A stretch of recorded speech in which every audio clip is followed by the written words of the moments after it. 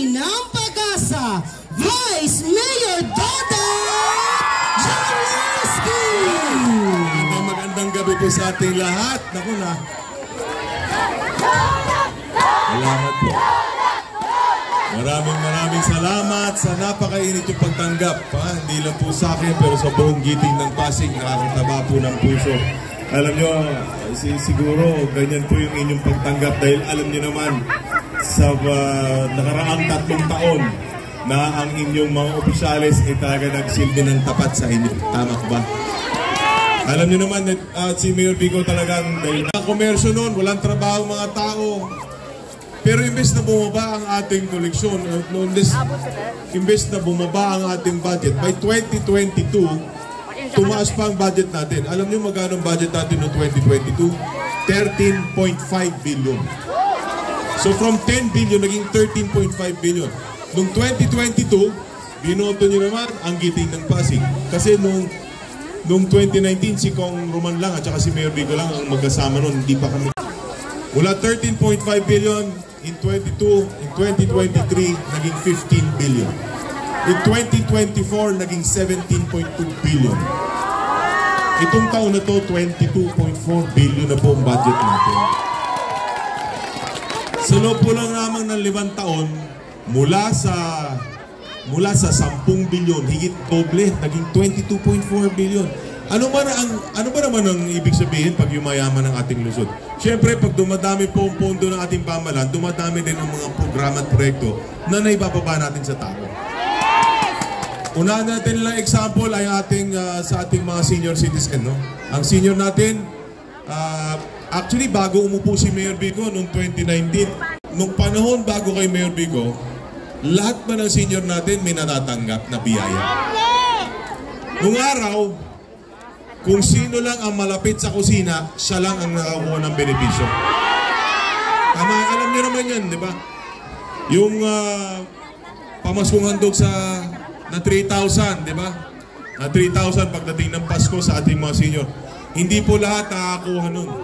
Pag upo ni Mayor Vico, anong una niyang ginawa? Ito ay kasama rin sa good governance po ni Mayor Vico. Citizen, kalaban, kakampi, bumoto sa kanya o hindi bumoto sa kanya, hindi po importante yun. Basta residente kayo ng lungsod ng Pasig, matatanggap ninyo ang benepisyo na dapat sa inyo. Alam niyo na kung ilan ngayon ang registered senior citizens natin sa buong Pasig? 79,200. Mga kaibigan, ito po ay isang example pa lang, no?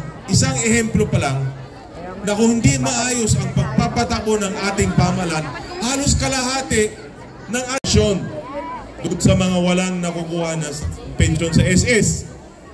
2022, good governance, tumaas po ang kita ng bayan natin. Ngayon, 2025, sabi ni Mayor Vico, marami pa tayong pondo. Ibigyan na natin, expand na natin yung programa natin sa senior. Alam nyo ngayon, pati yung may 4,000 na SS pababa, qualified na rin po kayo makakuha ng local senior pension. Alam niyo na yung octogenarian, nonagenarian, at centenarian. Yung 80, 85, 90, 95, 100 years old. Alam niyo yun? May benepisyo, di ba? O sabi ni Mayor Vico, teka, meron kasi nagko-complain eh. Yung 81, sabi niya, sino pa tayo ang gawin natin para masaya ang mga lolo't lolo natin itong 2025. Lahat ng lolo't lola mula 80, 81, 82, 83 hanggang 100. Pag birthday ninyo, meron kayong regalo mula sa ating lokal na pamahalaan. Kailangan po ito lahat ng pera o pondo.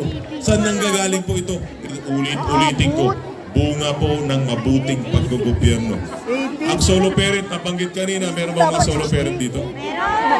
Mga solo parents po natin. Alam niyo ba, ang Solo Parent Act, yan po ay batas nasyonal.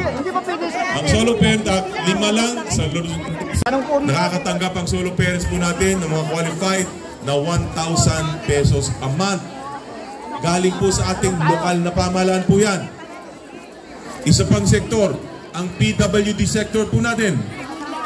Ang mga bedridden na PWD natin ngayon, nakakatanggap na rin sila ng social pension mula ulit sa ating lokal na pamahalaan. Saan po nanggagaling ito? hindi nila kaya alagaan ang kanilang sarili. Kaya nga po yung PWD na bedridden, kaya nga po yung mga solo parents sa mga walang trabaho, ito po yung mga priority na bibigyan ng tulong. Ang senior naman natin, iba. Kasi ang mga senior citizen po natin, nag-ambag na po sila sa ating lipunan. At panahon na nagkalat daw ang bigas. Meron pang grocery. Meron pa daw palimandaan. May palugaw-lugaw pa. Nabusog ba kayo? Wala, nasaan? Palimandaan. Alam nyo, ba't ko nababanggit po ito? Kasi nga po, malapit na ang eleksyon. At kailangan po natin isipin mabuti kung bakit ang ibang kandidato ay willing gumastos ng napakalaking pera para lang maupo sa pwesto. Magkano ba sweldo ng isang mayor, vice mayor, congressman o pati konsihal? Hindi po ganun kalaki. Muhunan kayo, yan ay ginagawa ninyo para bumalik ang kita sa inyo, tama ba? Pero ang eleksyon, ay yan po ay isang paglilingkod sa bayan. Paglalatag ng inyong pagkatao sa mamamayan para makumbinsi sila na sila ang pinakamagaling na maninimpihan ng tapat sa inyo. Pero kung pera-pera ang ginagamit, ito po tandaan natin, yung konting pera, konting ayuda na yan.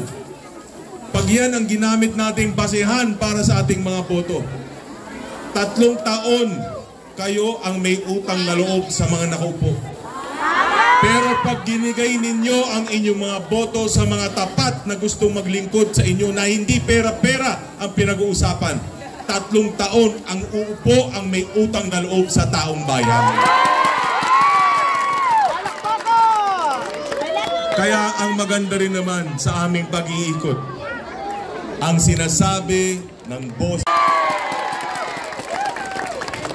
manindigan tayo mga Pasigenyo. Nanggaling na po tayo dyan. Malayo na pong narating natin.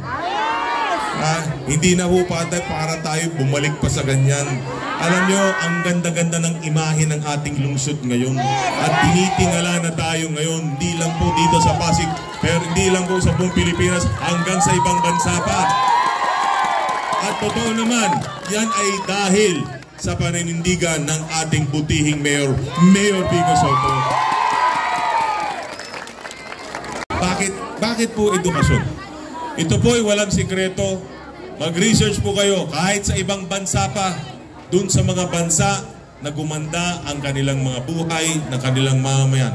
Yung umangat ang antas ng pamumuhay ng kanilang mga mamamayan, ang gobyerno nila ang unang ginawa, nag-invest sila sa edukasyon ng kanilang mga mamamayan. Dito po sa ating lungsod, yan po ang ating ginagawa. Ito po para lang, based na lang. Sige nyo, hindi po alam. At dapat alamin ninyo. Dahil meron pong nagsulat ng isang batas. Sabihin nyo po sa akin, pag yung inyong mga anak ay nakapagtapos ng education degree sa PCC, or makapagtapos ng accountancy or nursing sa Arellano University, ay hindi magbabago ang buhay ninyo at ng pamilya ninyo. Ito po ang tanging paraan para umasenso tayo. Lahat ng mga ibang mga kandidato ipapangako sa inyo lahat. Pero maniwala ho kayo sa akin. Walang ibang paraan para gumanda at umasenso ang buhay natin kung hindi tayo mag-i-invest sa ating kabataan. Kaya po priority ang education natin. At by the way, andito po ang chairperson natin ng Committee on Education na napakasipag. Palapakan naman natin si Tita Cory Raimundo. Yan, kampiyon po ng edukasyon natin yan, si Tita Cory. Alam nyo, ako ay very proud po ako dito sa Pag-asa Scholarship Program. At para po maintindihan ninyo kung gaano kaseryoso ang ating lungsod sa programa nagpapaaral sa inyong mga anak. Ang nakalaan po na pondo dito is 120 million. For the first year, yung first year na yan, magiging second year. Hindi po kasi mura ang private college education. Alam niyo yan. Yung preyo ng private college ang inyong mga anak. Dito lang po yan sa Pasig City. Ito po ay isa sa pinakamalaking bunga ng mabuting paggogobyerno or good governance. Kaya po importante ang good governance. Sinasabi ng aming mga katunggali, hindi daw importante ang good governance. Hindi daw nakakain ang good governance. Ito po yung sagot. Ito po yung nangyayari pag po walang nakawan sa ating pamahalaan. Inalis ni Mayor Vico yung dating tutungan, yung dating kickbackan, yung porsentuhan. Alam niyo bakit importante ang leadership by example? Kasi kung ang mayor nagnanakaw at kumukuha ng porsyento, sasabihin ng vice mayor, bakit si mayor lang? Dapat si vice mayor din. Pag nakita ng mga konsyal na nagnanakaw yung mayor at yung vice mayor, sasabihin naman po para malaman ninyo ang vice mayor po ang tagapangasiwa ng city council. Presiding officer po ang tawag sa akin. Ang konsyal siyang nagsusulat ng mga batas. Kung maglalagay kayo ng mga kalaban namin sa konseho, kung uunahin ng aming mga kalaban ang kanilang prioridad at ang hindi katugma dun sa mga prioridad ng administrasyon ni Mayor Vico, mag-aaway-away lang po sa council. Magkakasalunat. Kaya nga po kailangan buo kami. Example, alam nyo ba yung Pogo? Narinig nyo na yung Pogo? Ang Pogo, merong isang lungsod na tumindig noong December 2022 na pinagbawal ang Pogo dahil wala siyang magandang naidudulot sa ating lipunan. December 2022 pa lang po ito. Habang yung iba, lahat nakikinabang sa Pogo, sa instruction. Pag upo ko noong 2022, ang practice nun, ang pondo ng taong bayan ay dumadaan sa kamay ng Vice Mayor at ng mga konsehal. Tinigil ko po yun. Bakit? Kasi akala natin, ang babayad ng mga opisyalis natin, magbibigay ng 500, magbibigay ng 1,000, pero hindi natin alam kung magkano yung inuuwi nila. Dapat po ito ay financial assistance, medical assistance, burial assistance, tulong sa taong bayan to.